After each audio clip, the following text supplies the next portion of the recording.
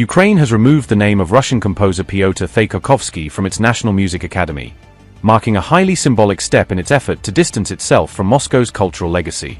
Officials say this decision is part of Kyiv's broader campaign to strip away public symbols and references that reflect historic ties to Russia, especially those seen as instruments of soft power and influence.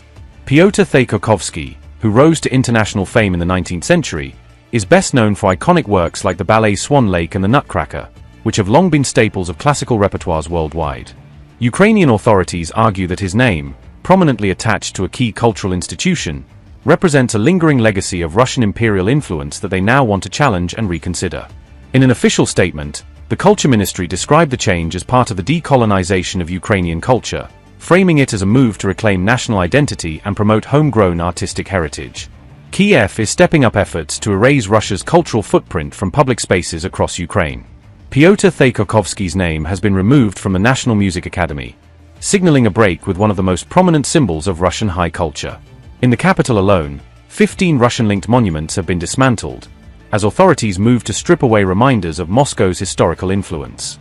Tributes to major Russian and Soviet-era cultural figures such as Mikhail Bulgakov, Anna Akhmatova, and Mikhail Glinka have also been taken down from prominent locations. In Odessa, the statue of Catherine the Great has been removed, targeting a symbol closely associated with the Russian imperial past. The monument to Alexander Pushkin has likewise been dismantled, despite its recognition under UNESCO status, underscoring how deeply Kyiv wants to redefine its cultural landscape. Elsewhere, the last remaining Lenin statue in western Ukraine has been toppled, marking the end of a powerful Soviet-era symbol in that region. Across the country, Soviet-era symbols and commemorative plaques are being removed nationwide, as Ukraine pushes forward with what it sees as a broad cultural and historical reset.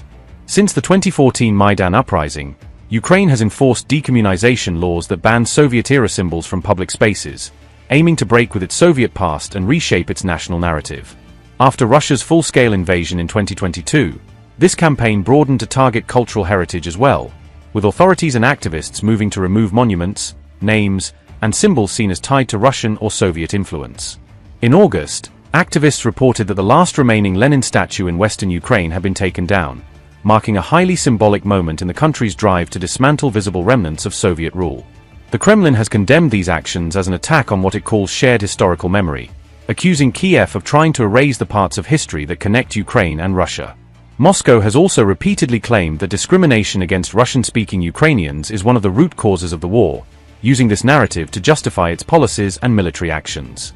As the war drags on, Ukraine's sweeping cultural purge underscores how closely history, national identity, and geopolitics are intertwined, with statues and street names becoming battlegrounds in a much larger conflict over the country's future.